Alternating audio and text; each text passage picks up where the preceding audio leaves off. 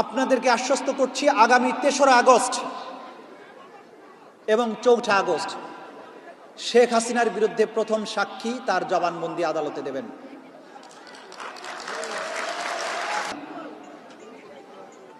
এই নতুন সরকারের প্রায়োরিটি হচ্ছে এই দুটো অধ্যায়ের বিচার করা।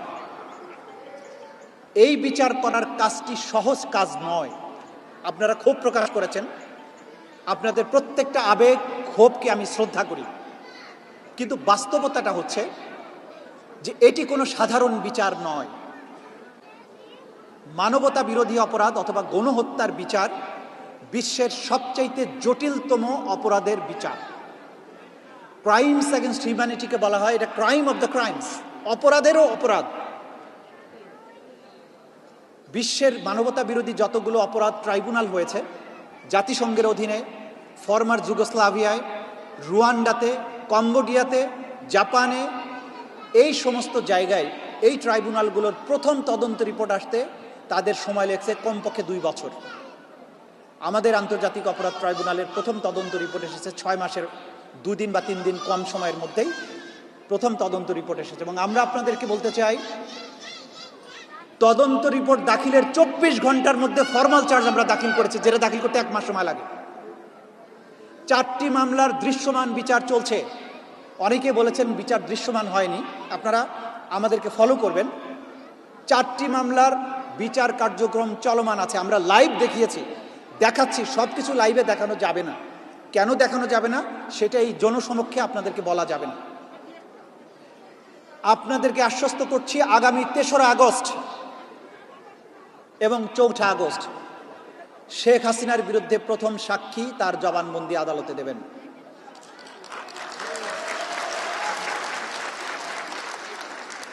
সেদিন গোটা জাতি টেলিভিশনে পর্দায় চোখ রাখবেন। যাদের পক্ষে সম্ভব হবে আদালতে আসবেন। এক এক করে আয়নার মতো করে পরিষ্কার করে দুনিয়ার কাছে, শুধু বাংলাদেশের কাছে না, ইনশাল্লাহ আমরা প্রমাণ করতে সক্ষম হব কি অপরাধ তিনি করেছেন, তার অপরাধের কি প্রমাণ এবং তার কি শাস্তি হওয়া উচিত।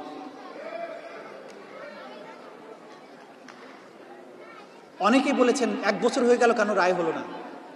গণহত্যার মামলার বিচার 1 বছরে কখনো সম্পন্ন করা যায় না। যদি যেত তাহলে ওটা মোবাইল কোর্টের মতো বিচার হতো। দেখেন না, ম্যাজিস্ট্রেট সাহেবরা যায়, ভেজাল পণ্য, দাম বেশি নিচ্ছে, অপরাধ করছে, তাৎক্ষণিকভাবে ধরে, ম্যাজিস্ট্রেট ওখানে যায়, সাজা দিয়ে দেয়।